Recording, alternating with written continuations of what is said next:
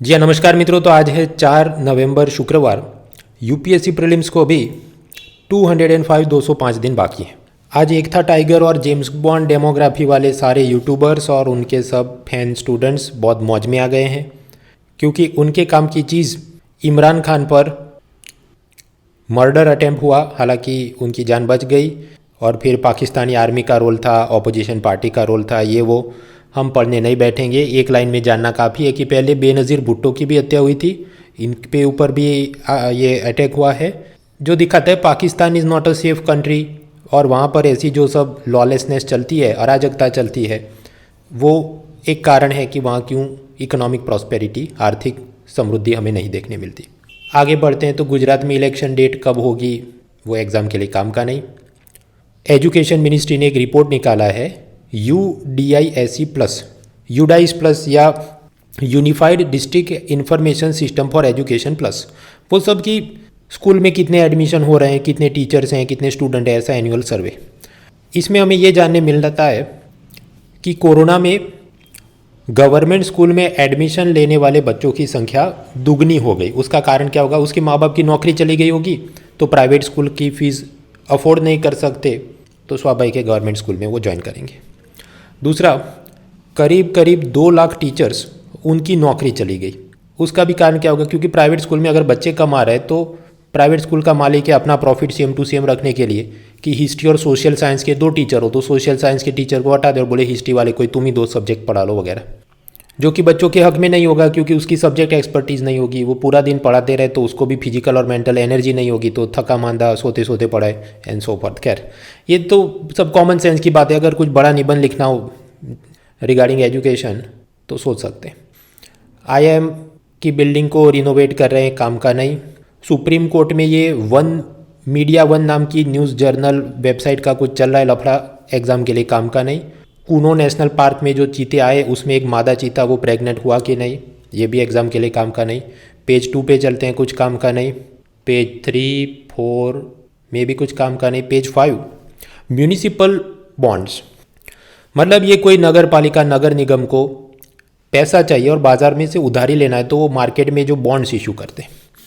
इसमें Vadodara municipal corporation ने भी अपने म्यूनिसिपल बॉन्ड्स इशू किए थे और उसको देखकर US ट्रेजरी, अमेरिका का वित्त मंत्रालय, वो इतना खुश हो गया कि उसका वो केस स्टडी बना रहा है। इसका कारण ये कि इसको जैसे ही लॉन्च किया था तो फुल्ली सब्सक्राइब हो गया था। सब लोगों ने, मान लीजिए इसको 1 लाख, मान लीजिए इसको 10 करोड़ लेने थे बाजार से, जिसने जैसे ही बॉन्ड इशू किए सब लोगों ने इन्वेस्ट कर दिया।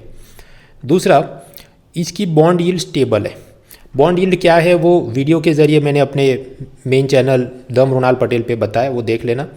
फिर से अगर बताना हो तो ऐसी कि मान लीजिए आपने 100 रुपये का बॉन्ड खरीदा, लेकिन बाद में आपको डर लगे कि ये वाली कंपनी तो बैठ जाने वाली है, डूब जाने वाली है, तो आप अपना 100 रुपये का बॉन्ड भी 80 रुपये में किसी और को बेच के आप निकल लेंगे। जब भी ऐसा होता है तो बॉन्ड की यील्ड वो बढ़ जाती है नेक्स्ट इन्वेस्टर के लिए। तो अगर बॉन्ड यील्ड स्टेबल रही, इसका मतलब क्या कि इसके जो इन्वेस्टर हैं उनको सुकून है, वो ऐसा सस्ते में किसी और को सेकेंडरी मार्केट में बेच के भाग नहीं रहे। विच मीन्स कि ये VMC का जो भी ऑपरेशन है, वो जितना टैक्स कलेक्ट करते होंगे, प्रॉपर्टी टैक्स या रोड वाटर सैनिटेशन की फीस लेते होंगे, वो सब वो सही से ले रहा है। इसलिए इन्वेस्टर को यकीन है कि भाई हमारा जो प्रिंसिपल और इंटरेस्ट, ब्याज और मूलधन वापस आना है वो टाइम पे आ जाएगा, सो दे आर हैप्पी। इसलिए बॉन्ड यील्ड स्टेबल है। जहाँ तक MCQ की बात है तो बॉन्ड यील्ड के आसपास प्रश्न आए। जहाँ तक मेंस की बात है तो मेंस जनरल स्टडीज़ पेपर 2, उसमें एक टॉपिक है लोकल गवर्नेंस। तो ये पंचायती राज बॉडी, अर्बन लोकल बॉडी, उसको क्या प्रॉब्लम है? उसमें एक बड़ा सा प्रॉब्लम है कि उनके पास फाइनेंशियल रिसोर्सेज, वित्तीय संसाधन ज़्यादा नहीं, जिसके चलते ये म्यूनिसिपल स्कूल जो होते हैं, रोड, वाटर, सैनिटेशन, गटर पानी व्यवस्था, ये सब बेकार होता है। इसका क्या सॉल्यूशन है? पहला कि ये सब म्यूनिसिपल कॉरपोरेशन ने जो भी प्रॉपर्टी टैक्स लेना है वो सब करना चाहिए। जो भी इलीगल कॉलोनी है वो सब बंद करके उसको या तो रेगुलराइज करके ठीक से प्रॉपर्टी टैक्स लो, या जो दंड करना है XYZ। So first they have to increase their tax collection, पहली बात। दूसरा, यूज़र फी भी समय समय पर बढ़ाने की ज़रूरत है कि जो भी गटर पानी की फीस जनता से ली जाती हो। तीसरा, कि ज़रूरत पड़े तो ऐसे बॉन्ड्स भी इशू करने चाहिए, लेकिन आप बॉन्ड इशू करते हैं तो ये सब आपकी इनकम सोर्स स्टेबल होनी चाहिए, वरना बॉन्ड यील्ड के ये सब प्रॉब्लम्स आते हैं।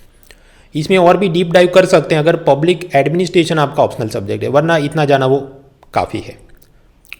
फिर पेज 6 और 7 पर कुछ खास नहीं। अब जैसे कि किसी व्यक्ति से जिहादी साहित्य किताबें मिलें तो अपने आप वो आतंकी नहीं है और अपने आप उसको unlawful activity prevention act UAPA case में उसको सज़ा नहीं हो सकती, ऐसा कहा।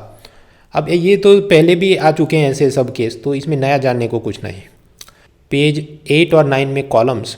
मित्रों, कल हमने देखा था कि एक सोशल वर्कर इला भट्ट का निधन हुआ था, तो इनके जुड़े कुछ कोटेशन दिए हैं। जैसे पहला कोटेशन है, poverty can not be removed unless the poor have power to make decision that affect their lives. जब तक गरीबों के पास खुद वो निर्णय शक्ति नहीं होगी जिससे वो अपना जीवन बदल सके, तब तक गरीबी हट नहीं सकती। मतलब सरकार खुद से सोच के डिसीजन ले कि तुमको 15 किलो अनाज देंगे और तुमको ये साइकिल, मोपेड और लैपटॉप देंगे, पर उसकी खुद की भी तो डिसीजन मेकिंग होनी चाहिए कि मैं इसको कैसे यूटिलाइज़ करूं। आपको पता हो, कुछ साल पहले इकोनॉमिक सर्वे ने ये कहा था कि यूनिवर्सल बेसिक इनकम, सार्वत्रिक बुनियादी आय, कि सब गरीबों के खाते में 12,000 रुपये जमा कर दो और फिर कोई गरीब नहीं रहेगा। लेकिन वो गरीब आदमी उन 12,000 से क्या करने वाला है?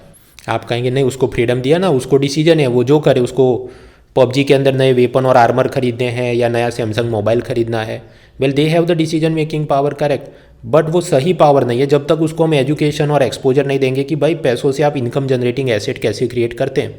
कल परसों ही हमने देखा था, वो तेलंगाना की वो दलित बंधु नाम की कुछ योजना थी, 10-10 लाख रुपए दिए जा रहे हैं, लेकिन फिर वो महिंद्रा एसयूवी स्कॉर्पियो ले लेते हैं, लेकिन वहाँ पर तो पैसेंजर और कोई मिल नहीं रहा है, वगैरह वगैरह। सो थिंक एंड रिफ्लेक्ट, वो जब क्या पूछा और क्या लिखना है। दूसरा, ये इला भट्ट की एक और कोटेशन दी गई है। उन्होंने एक बार ऐसा कहा था 80 के ज़माने में, जब गुजरात में आरक्षण विरोधी दंगे हो रहे थे, तो इला बहन ने ये कहा था, जब तक ब्राह्मण महिलाएं, जैसे कि वो खुद एक ब्राह्मण महिला थी, तो कि मेरे जैसी जब तक ब्राह्मण महिलाएं खुद सड़क पे कचरा साफ करने के लिए रेडी नहीं होगी, तब तक आरक्षण रहना चाहिए। Until Brahmin women like me are ready to sweep the streets, reservation should remain. इसका मतलब वो कहना क्या चाहती हैं कि स्कूल कॉलेज में कोई कुछ पढ़ ले, चाहे कितना पैसा कमा ले, लेकिन समाज में जब तक ये मानसिकता ऐसी रहेगी कि नहीं, वो कुछ लोग हम उनसे बड़े हैं, वो लोग हमसे बड़े नहीं हैं, वो हमारे समान भी नहीं है, ये जब तक मानसिकता नहीं हटती तब तक रिजर्वेशन का होना ज़रूरी है। क्योंकि वो ये जो भेदभाव और अस्पृश्यता की ऐसी मानसिकता होगी, वो हमेशा मैनिफेस्ट करती रहेगी कि वो सामने SC ST व्यक्ति को आगे बढ़ने ही नहीं दे, चाहे वो कितना पढ़ा लिखा हो, उसके पास कितना पैसा हो, वो कितनी तरक्की या कैपेसिटी रखता हो, वगैरह वगैरह। इसके अलावा और कॉलम में क्रॉप स्टबल बर्निंग, फसल अवशेष जलाना। ये पंजाब हरियाणा में मान लीजिए उन्होंने चावल काट लिया, फिर उसकी वो पराली को जला देंगे ताकि वो ज़मीन साफ़ हो जाए और वहाँ पर गेहूँ उगाने हैं। और वो सब जितना पराली जलाया है उसके चलते वो धुआं हवा के साथ बहते बहते दिल्ली में आता है और वहाँ पर स्मॉग प्रॉब्लम होती है। इससे लड़ने के लिए यहाँ पर मतलब केस स्टडी में ये कहना चाहता है कि हरियाणा में तो पिछले साल के मुकाबले 30% क्रॉप बर्निंग में कमी आई है, जबकि पंजाब में कुछ खास अच्छा प्रोग्रेस नहीं हुआ है। फिर उसने सब कारण बताए कि हरियाणा में कैसे सब धर्मगुरु, पॉलिटिकल लीडर्स, टीचर्स, इन सब की मदद से किसानों को सेंसिटाइज किया जाता है कि देखो आपके चलते ये हवा प्रदूषण बढ़ रहा है, ये अच्छी बात नहीं। सरकार ये सब क्रॉप रेसिड्यू उसको ज़मीन से हटाना नहीं पड़े, उसके नीचे भी भीतर अंदर तक जाकर वो गेहूं का बीज डाल दे। ऐसे सब हैप्पी सीडर एंड हार्वेस्टर और ऐसे सब वो जो भी मशीन खरीदने के लिए सरकार किसानों को बड़ी सब्सिडी देती है। तीसरा, अगर आपको अपने खेत से ऐसे ही फसल अवशेष, क्रॉप वेस्ट, रेसिड्यू उसको कहीं और थर्मल पावर प्लांट में कहीं पर बेचना है तो उसका पूरा ट्रांसपोर्टेशन के लिए भी सरकार जिम्मेदारी लेती है। और ये सब के चलते वहाँ अच्छा काम हो रहा है, जबकि पंजाब में कुछ खास प्रोग्रेस अभी दिख नहीं रही है। हालांकि पंजाब सरकार कुछ ऐसा सोच रही है कि कुछ बायो डीकम्पोजर ऐसा पाउडर बनाए और उसको आप छिड़क देंगे और अपने आप वो सब डिज़ोल्व हो जाएगा, विघटन हो जाए।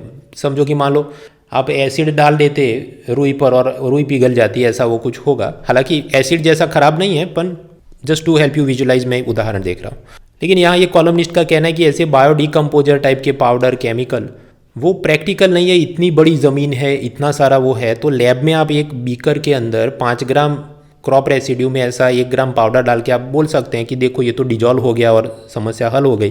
पर कितना सारा केमिकल चाहिए होगा अगर पूरे के पूरे पंजाब में इसको इम्प्लीमेंट करना है, तो मास स्केल पर वो चीज़ प्रैक्टिकल नहीं है।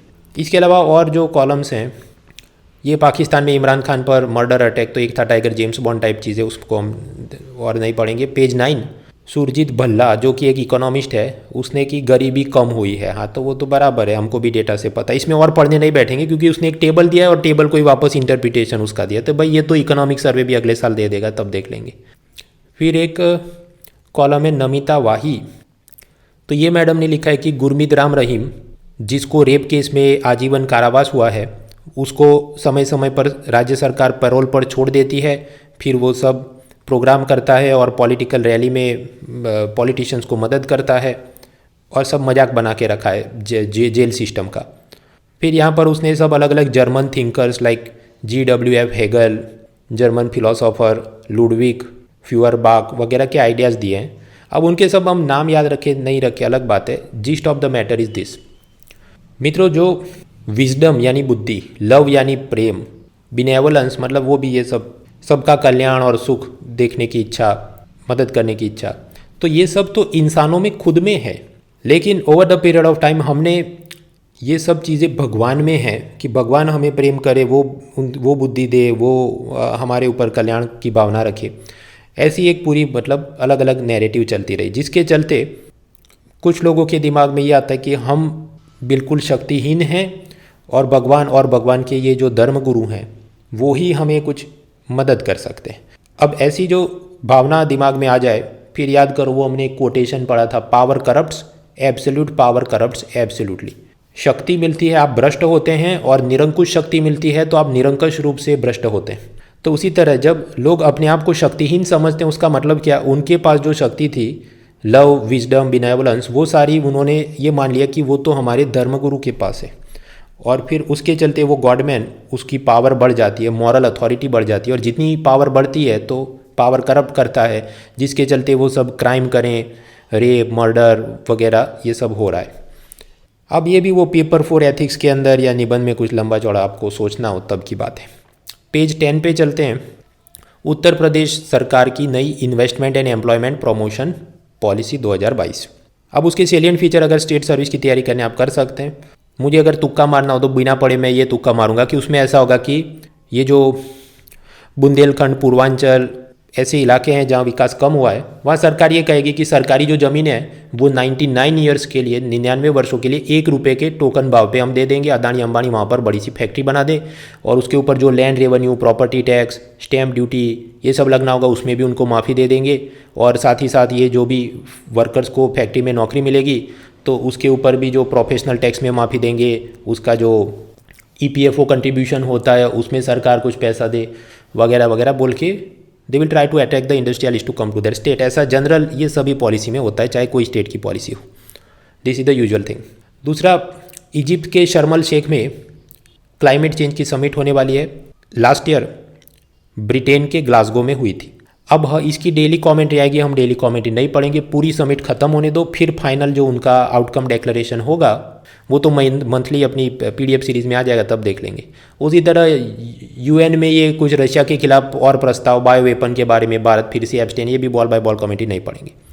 एजुकेशन मिनिस्ट्री, उसने एक तो वो यूडाइस प्लस नाम का रैंक दिया जो हमने आगे फर्स्ट पेज पे देखा, फिर उसने एक और रैंक रिलीज़ किया, परफॉर्मेंस ग्रेड इंडेक्स। ये भी ऐसा कि कौन से स्टेट में अच्छा पढ़ाई लिखाई हो रही है। तो इसमें 0 से लेके मान लीजिए 1000 मार्क दिए जाते हैं, और फिर मान लीजिए कि आपको 850 से लेके 900 मार्क हो तो लेवल 3 बोले, फिर लेवल 2, फिर लेवल 1। तो स्वाभाविक लेवल 1 में कोई होगा नहीं, क्योंकि ये उसमें तो मान लीजिए कि 1000 मार्क लाने पड़े, तो उतना बेस्ट टीचर, एजुकेशन, इंफ्रास्ट्रक्चर कहीं होगा नहीं। अच्छे अच्छे स्कोर जिनको मिले, कि जैसे out of 1000 mark Kerala, Maharashtra, Punjab को 928 मार्क मिले, और सबसे बेकार मार्क मिले अरुणाचल प्रदेश को कि 1000 में से उसको 669 मार्क ही मिले। अब ये सब भी बहुत, आप कहीं रैंकिंग रिपोर्ट याद रख लेते, पर कॉस्ट बेनिफिट इतना है नहीं, क्योंकि ये रिपोर्ट को ये ऐसा ह्यूमन डेवलपमेंट इंडेक्स या ग्लोबल इनोवेशन इंडेक्स नहीं है कि बहुत दिमाग लगाए। बेसिक जानना था, अच्छा परफॉर्मेंस ग्रेड इंडेक्स एजुकेशन के बारे में वो देखता है।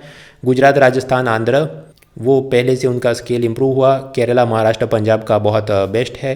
अरुणाचल प्रदेश में तकलीफ है। मित्रों, गवर्नेंस की बात करें, वंदे भारत एक्सप्रेस वो बहुत फास्ट चलने वाली ट्रेन है।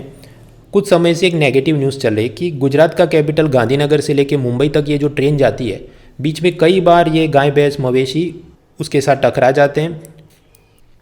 तो अब रेलवे प्रोटेक्शन फोर्स RPF के ऑफिसर्स परेशान हो गए हैं और उन्होंने नोटिस जारी किया है कि ये ट्रेन जहाँ से गुजरेगी और ऐसा कोई हमको कैटल न्यूसेंस दिखा तो उस इलाके के सरपंच की खैर नहीं। कंट्रोल द कैटल और face the action, RPF tells the sarpanch. क्योंकि एक तो ट्रेन का इंजन डैमेज, मतलब ये जो वंदे भारत एक्सप्रेस है उसमें फाइबर की बॉडी या प्लास्टिक जैसी बॉडी होगी ताकि वजन कम रहे और बहुत तेज़ी से भागे, लेकिन ये आप समझिए मवेशी टकराएगा तो वो फाइबर की बॉडी पूरी टूट जाती है, तो उसको रिपेयर करने का बहुत खर्चा आता है। पहला प्रश्न, पहला प्रॉब्लम। दूसरा कि वो गाड़ी रोकनी पड़ती है फिर चलती है, तो वंदे भारत का यूएसपी क्या है, सेलिंग पॉइंट, कि बहुत फास्ट आपको पहुंचा देगा और आपको एरोप्लेन की भी टिकट लेने की जरूरत नहीं, इसी में बैठो और सस्ते में फास्ट पहुंच जाओगे। पर बीच बीच में गाड़ी रुकती रहे तो वो पैसेंजर का एक्सपीरियंस खराब होता है, and then they will think कि नहीं हम तो एरोप्लेन से ही जाते हैं, ये तो टाइम अपना वेस्ट हुआ। और तीसरा, जब भी ऐसा सब दुर्घटना होती है तो फिर गांव वाले आ जाएंगे, कुछ वो सब पशु प्रेमी आ जाएंगे और वो एक नया नैरेटिव चलाएं, वो सब उसमें पॉलिटिकल एंगल जलें। It creates new set of problems. Opposition party वाले उसमें आग लगाने की कोशिश करें कि देखो ये तो कितने सारे जानवर मर रहे हैं एक्सेट्रा। तो आरपीएफ दो काम कर रहा है, एक तो अवेयरनेस, सेंसिटाइजेशन, गश्त लगाना, पेट्रोलिंग वगैरह, और उस एरिया के सरपंच को भी वो हिदायत दे रहा है कि तुम करो वरना तुम्हारी भी खैर नहीं, ताकि वो सरपंच गांव वालों को बोले कि भाई ऐसे छुट्टे जानवर, स्ट्रे कैटल घूमने नहीं चाहिए ट्रेन ट्रैक के आसपास, तुम सबको ठीक से संभालो। पेज 11, अब क्योंकि इलेक्शन आने वाले तो उसके बड़े बड़े चीज़ें वो काम की नहीं। Page 12 explain series. पहला, अमेरिका की central bank US federal reserve, उसने अब वापस महंगाई से लड़ने के लिए अपने रेपो रेट जैसी चीज़ को बढ़ाया। उससे भारत के मार्केट को क्या भाई 50 बार पड़ चुके हैं कि इंडिया के अंदर जो फॉरेन इन्वेस्टर है वो अपना पैसा शेयर बाजार से निकाल के उधर ले जाएंगे, जिसके चलते भारत का शेयर बाजार गिरेगा और भारत के रुपया भी कमज़ोर होगा, डॉलर मजबूत होगा। अब ये कैसे, वो मैं आपको आराम से वीडियो में एनिमेशन के साथ बता चुका हूँ, मेन चैनल पर देख लेना। नहीं देखा है तो भी चिंता मत करो, अगले साल आफ्टर बजट इकोनॉमिक सर्वे में वापस विन 23 सीरीज चालू करूँगा, उसमें देख लेना। मित्रों, अमेरिका का एक स्टेट है, राज्य है हवाई, और हवाई के अंदर दुनिया का लार्जेस्ट एक्टिव वॉल्केनो, सबसे बड़ा सक्रिय ज्वालामुखी है जिसका नाम है मौना लोआ। अब वो वापस से उसमें कुछ उथल पुथल हो रही है, इसलिए वो न्यूज़ में है। तीसरे समाचार है Poppy love in Afghanistan. Poppy मतलब ये अफीम की जो खेती करना, तो 90s के ज़माने में जब तालिबान की सरकार थी तो वो किसानों को इसके लिए एनकरेज करती थी और उस पर 10% ज़कात ऐसा कोई टैक्स लगाती थी। अब वापस से, और उससे वो और आगे बढ़ गए कि हेरोइन बनाना शुरू किया तो उस पर भी टैक्स लगाया, और किसानों को वो तो ट्रेनिंग देते हैं बाकायदा कि कैसे कौन सा फर्टिलाइज़र यूज़ करोगे तो अच्छा अफीम का खेती हो सकता है वगैरह वगैरह। अब वापस उनकी तालिबान की सरकार आई है और वैसे भी इकोनॉमी तो उनकी ठीक चलती नहीं, तो income tax, GST, corporation tax में तो कुछ कमाते नहीं होंगे, तो वापस ये ओपीएम कल्टीवेशन को वापस प्रमोट करें कि ये करो और उससे हम लोग पैसे कमाएंगे। So this will create problem for India, क्योंकि वो सब चीज़ें बॉर्डर से पंजाब में घुसें और वहाँ का यूथ बर्बाद हो, बाकी भी भारत के यूथ बर्बाद हो वगैरह वगैरह चैलेंजेस। अब इसने जितना डेटा दिया सब काम करने, मेन काम की चीज़ हमने देख ली। इसमें एक और भी गौर करने वाली बात है कि शुरू में जब 9/11 वर्ल्ड ट्रेड सेंटर अटैक के बाद अमेरिका ने तालिबान को मारने के लिए जो सेना भेजी थी, तो शुरू में वो ऐसे ओपीएम ट्रेड पर वो ज़्यादा अटैक नहीं कर रहे थे, क्योंकि अमेरिका ऐसे ही सब ओपीएम खेती करने वाले तालिबान के कुछ गैंग होंगे, उनको ही अपना मुखबिर बना के, स्पाई बनाकर, डबल एजेंट बनाकर वो सब लड़ाई करवा रही थी। तो काफ़ी समय तक उन्होंने भी आंखें बंद रखी थी, इसलिए ये चीज़ और ज़्यादा बढ़ गई है और ये सब इलीगल ड्रग ट्रेड में ही उसको 400 मिलियन से ज़्यादा वो डॉलर्स कमा रहे हैं हर साल एक्सेट्रा। तीसरी एक्सप्लेन सीरीज़ है कि नवंबर 3 मतलब कल, ऐसा 1957 में सोवियत यूनियन ने स्पुतनिक 2 नाम का अवकाशयान भेजा था। उसमें पहली बार कोई जीवित चीज़ को भेजा गया था और वो था एक फीमेल डॉग जिसका नाम था लाइका। इसका क्या महत्व है, तो वो चेक करना चाहते हैं कि अगर इंसान को भेजेंगे तो क्या असर होगा, मतलब क्या उसका हार्ट कोलैप्स हो जाएगा, प्रेशर में सह पाएगा कि नहीं, ऑक्सीजन टैंक ठीक से काम करते हैं कि नहीं वगैरह वगैरह। और ये रिसर्च से बाद में इंसानों को स्पेस में भेजा गया, उससे बहुत फ़ायदा हुआ। हालांकि ये जो स्पुतनिक 2 भेजा गया था तो क्या वो वापस आने वाला था और इस फीमेल डॉग को वापस जीवित उसमें से निकालने वाले थे? उतनी टेक्नोलॉजी तो उनके पास थी नहीं। ये तो ऐसा कि बस भेज दिया तो भेज दिया, फिर भगवान मालिक है, वो 10 दिन बाद इंजन बंद हो जाएगा और वो वहीं पर परिक्रमा करते रहेगा। तो इनका प्लान ये था कि अच्छा कुछ ऐसा ऑटोमेटिक सिस्टम लगाया था कि ये फीमेल डॉग को उन्होंने बेल्ट के साथ बांध के रखा था और ऑटोमेटिक 10 दिन बाद उसको जहर का इंजेक्शन लगा देगा मशीन और वो वहाँ शांति से मर जाए बिना तकलीफ के। ऐसी उनकी सब बनाई थी सिस्टम। कुछ क्रिटिक्स का ये कहना है कि नहीं, वो तो जैसे ही लॉन्च किया उसके कुछ घंटों में ही वो तो मर गई थी, क्योंकि वो स्पेस में जा रहा है उसका जो भी प्रेशर आया होगा और जो ऑक्सीजन ग्रेविटी की उस पर असर हुई होगी। ये रिस्पेक्टिवली समझ में इसमें ये है कि हम कहते हैं कि श्वान या कुत्ता वो इंसान का वफादार है वगैरह, उसमें तो बहुत सारी चीज़ें हैं, लेकिन ये भी कि उन्होंने कुर्बानी भी दी है जो इंसानों को ये स्पेस रिसर्च करना था, इसके लिए ऐसे न जाने कितने ही डॉग्स, चिंपांजी, ना सिर्फ स्पेस टेक्नोलॉजी के लिए बल्कि ये मेडिकल एक्सपेरिमेंट के लिए भी हमने यूज़ किए होंगे। तो ये सब भी जब आप कुछ बड़ा सा लिखते हैं निबंध में, कंपैशन टूवर्ड्स एनिमल, तो सोचने की चीज़ है। पेज 13 इंटरनेशनल रिलेशन में एक तो वही सब पाकिस्तान में एक था टाइगर जेम्स बॉन्ड, दूसरा है याद करो कुछ दिन पहले न्यूयॉर्क या अमेरिका के किसी शहर में दिवाली को छुट्टी पब्लिक हॉलीडे मनाया जाएगा। अभी दूसरा आया है कि कनाडा में नवंबर महीने को हिंदू हेरिटेज मंथ के रूप में मनाया जाएगा। तो ये सब क्या दिखाता है कि अमेरिका और कनाडा में अपने लोगों का कितना दमखम बढ़ रहा है पॉलिटिकली, इकोनॉमिकली, कि उनके ये त्योहारों को, उनके ये कल्चर को संज्ञान में लिया जा रहा है। तो मेंस पेपर 2 डायस्पोरा वो समझने की चीज़ है। दूसरा, मेंस पेपर 1 में भी एक मुद्दा है कि globalisation impact on Indian society. तो एक तो है कि हम उनके त्योहारों को कॉपी करें कि वो वैलेंटाइन डे और हैलोवीन और ये वो सब चलता है, पर reverse is also now becoming true कि हमारे त्योहारों को वहाँ पर रिकॉग्निशन, संज्ञान मिल रहा है। मित्रों, कई वर्षों पहले एक मूवी आई थी हैरी पॉटर, उसमें एक वो सब एनिमेटेड कैरेक्टर था डॉबी, और फिर वो समंदर के किनारे हैरी पॉटर उसको दफना देता है और फिर उसको हैरी पॉटर ने गिफ्ट में एक सॉक्स, वो जूते पहने के मोजे दिए थे। तो इसके सब फैंस वो ब्रिटेन के इस बीच पे जाते हैं और वहाँ पर ऐसे सब बहुत सारे सॉक्स उसको उसकी समाधि पर देखे जाते हैं। ऐसा सब खेल हो रहा है जिसके चलते पर्यावरण प्रदूषण है। तो अब मना करिए सरकार ने कि ऐसा मत करो वरना कुछ सज़ा होगी, जुर्माना लगेगा। पेज 14 इकोनॉमी, कुछ काम का नहीं। एक तो आप जानते हैं आरबीआई की मॉनेटरी पॉलिसी कमेटी, उसको कानूनन जिम्मेदारी दी है कि महंगाई को 2% से कम भी नहीं होना चाहिए, 6% से ज़्यादा भी नहीं होना चाहिए, लेकिन कई महीनों से 9 महीने से ज़्यादा हो गई, ये 7% से ऊपर है। तो इन्होंने टारगेट ब्रीच किया है। अब ऐसी स्थिति में आरबीआई की समिति ने सरकार को एक रिपोर्ट भेजना होता है कि हमसे क्यों गलती हुई और हम इसको कैसे सुधारेंगे। तो बस उसको रिपोर्ट को ड्राफ्ट करने के लिए ये लोग आए हैं। अभी ये बॉल बाय बॉल कमेटी चढ़ती रहेगी, हम देखेंगे नहीं, जो फाइनल रिपोर्ट सबमिट करेंगे पब्लिक डोमेन में आएगा तब देख लेंगे। उसमें भी मुझे नहीं लगता कुछ नया जानने को, क्योंकि ये जो भी बहाने बनाएंगे वो हम पहले से जानते हैं कि मानसून अच्छा नहीं हुआ और ये प्याज टमाटर का ये यूक्रेन क्राइसिस है और उसके चलते फर्टिलाइजर महंगा हो गया और पेट्रोल डीजल महंगा हो गया, वही सब चलना है, वो तो हम पहले से जानते हैं। ये थोड़ी ऐसा बोले नहीं हम में ही गलतियाँ वगैरह XYZ। महंगाई से लड़ने के लिए रेपो रेट बढ़ाना चाहिए सेंट्रल बैंक ने, हम जानते हैं। और वही वाली चीज़ बैंक ऑफ इंग्लैंड ने भी की और अप्रत्याशित हिस्टोरिक रूप से बहुत ज़्यादा तेज़ी से उसने जो भी 2.25% का 3% कर दिया। अब ये याद नहीं रखना है, वो थियरी की बात है, समझ लिया। तीसरी चीज़ है क्लियरिंग कॉरपोरेशन। समझिए शेयर बाजार में मेरे पास कोई इन्फोसिस कंपनी के शेयर हैं, तो कागज़ का टुकड़ा नहीं है मेरे पास, वो डिजिटल लॉकर में होगा जिसे हम कहते हैं डीमैट अकाउंट। आप मुझसे वो चीज़ खरीदते हैं तो वो डिजिटली ट्रांसफ़र हो रहा है मेरे डीमैट अकाउंट से आपके डीमैट अकाउंट में, वो सर्टिफिकेट, शेयर सर्टिफिकेट जा रहा है और आप मुझे डिजिटली पैसा ट्रांसफ़र कर रहे हैं, जो अल्टीमेटली मेरे जो भी ये ब्रोकर के शेयर मार्केट के मैंने अकाउंट खोले होंगे उसमें आएगा और वहाँ से नीचे मेरे बैंक अकाउंट में जाएगा। तो ऐसे तो मैं और आप, ये तो एक केस हुआ, ऐसे तो दिन में लाखों करोड़ों लोग एक दूसरे के साथ ट्रांजैक्शन करते हैं। तो उन सब का सेटलमेंट करना है कि मान लीजिए NSDL या CDSL नाम के एक डिजिटल लॉकर या डीमैट अकाउंट में मेरे शेयर्स पड़े हैं और सामने आपको भेजने, और आपने मुझे पैसा आपका एक्सिस बैंक से मेरे SBI में ट्रांसफ़र हो रहा है, इन सब के ऊपर सेटलमेंट के लिए कोई बिचौलिया, कोई बड़ा खिलाड़ी है कि नहीं, तो उसे हम कहते हैं क्लियरिंग हाउसेस, जैसे क्लियरिंग कॉरपोरेशन ऑफ इंडिया। ये मैंने बताया उससे ज़्यादा जटिल और एडवांस लेवल के काम ये लोग करते हैं, लेकिन ऐसे बहुत सारे क्लियरिंग कॉरपोरेशन है, मल्टी कमोडिटी एक्सचेंज क्लियरिंग है, NSE क्लियरिंग है वगैरह वगैरह। इसमें जैसे RBI clearing corporation of India को रेगुलेट करता है, जबकि बाकी कुछ हैं उसको सेबी रेगुलेट करता है। अलग से गिफ्ट सिटी, उसमें एक और है इन कुछ ऐसी ही संस्था है, लेकिन उसको RBI सेबी ने अलग बॉडी बनी, याद करो, गिफ्ट सिटी पर रेगुलेटर अलग है जिसका नाम है international financial service centre authority, IFSCA, वो रेगुलेट करता है।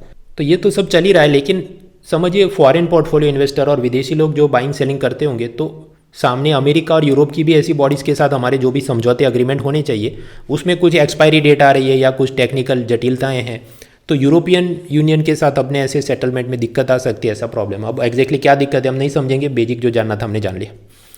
बाकी तो इधर उधर का सब जनरल नॉलेज की एप्पल का 5G सपोर्ट आएगा और ये वो ठीक है। स्पोर्ट्स पेज में पेज 15 और 16 में कुछ खास मज़ेदार नहीं था। तो ये था आज का newspaper. See you next time.